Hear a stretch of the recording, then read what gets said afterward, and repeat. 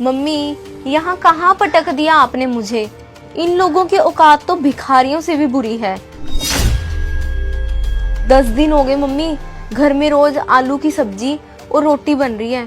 खा खा के मेरे तो पेट में भी बल पड़ गए हैं। मरोड़े उठ रहे हैं मम्मी, मरोड़े। कैसे कटेगी इन भिखारियों के घर में मेरी जिंदगी। मम्मी, मेरी शादी को अभी सिर्फ 1 ही महीना हुआ है। इतने ही समय में 200 बार लोग अपने अपने पैसे मांगने के लिए आ चुके हैं।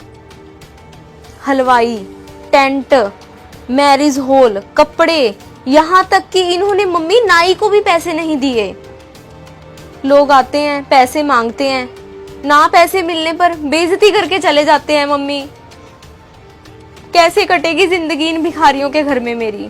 अरे अंजलि, हमें तो बताया था कि लड़का बैंक में मैनेजर है, 30,000 रुपए सैलरी लेता है। सैलरी की पे स्लिप भी दिखाई थी। सब फ्रॉड था क्या? नहीं मम्मी नहीं, वो फ्रॉड नहीं था। 30,000 रुपए सैलरी तो है रवि की, पर मम्मी वही सैलरी के बल पर ना 10 लाख रुपए का शादी के लिए लोन लिया हुआ है। 10 लाख रुपए का। उसमें से मम्मी 16,000 रुपए तो सीधी सीधी किस्त कट जाती है लोन की। तो बचे कितने मम्मी? 14,000 रुपए।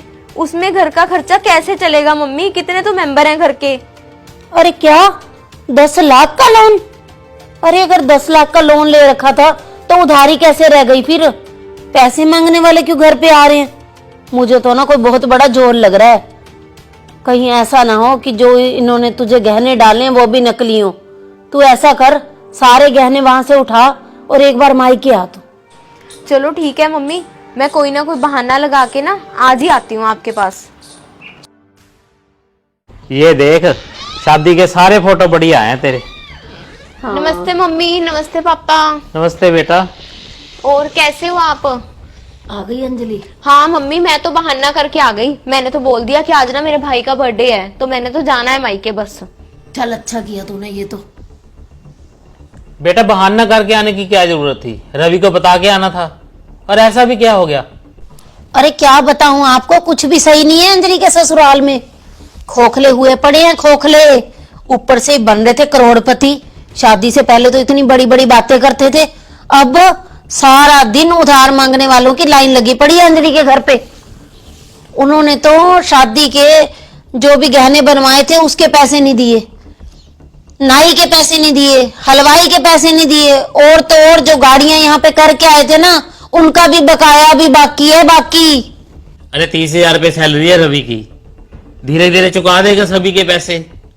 और ब्याह शादी में ऐसा हो ही जाता है, किसी से उधार लेना पड़ जाता है। तो हमने कहा अभी सारे चुका दिए पैसे? हमने भी तो कई लोगों के पैसे देने अभी। इसमें क्या घबराने की जरूरत नहीं होती इसमें।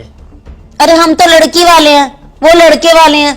लड़के वालों को तो पैसे वाला होना चाहिए। मैंने आपसे कितनी बार बोला था कि ढंग से इंक्वायरी कर लो, अब देख लो। अरे पापा, उनके पास तो जमा के नाम पर फूटी कोड़ी भी नहीं है। और आप बात कर रहे हो 30,000 रुपया सैलरी की। 10 लाख का तो पापा लोन ले रखा है।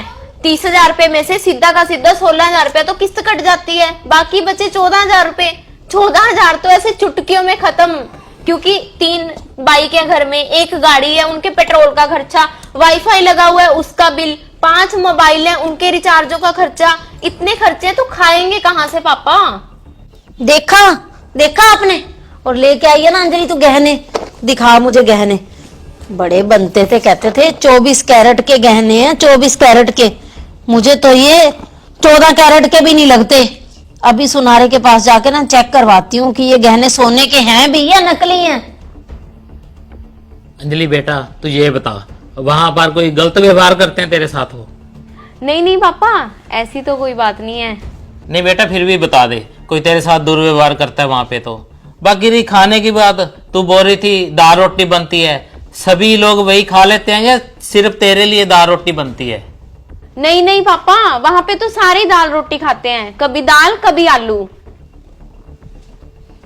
पर मैं तो दाल खा खा के ना परेशान हो गई थी।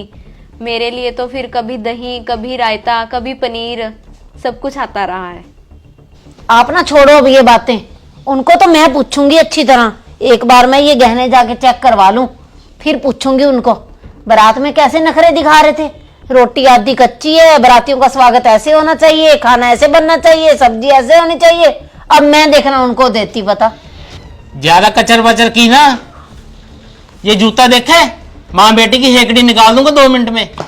अरे बेटी को इतने अच्छे से रख रहे हैं, ये क्या कम है? सबके घरों में मिट्टी के चूल्हे होते हैं, मिट्टी के।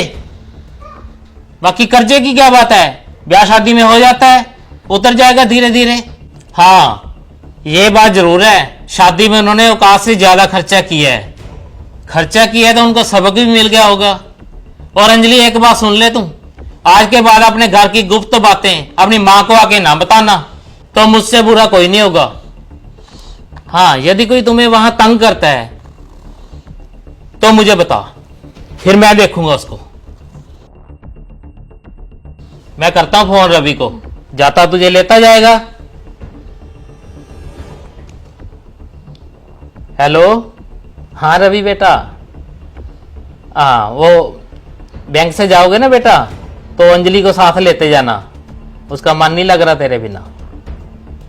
ठीक है।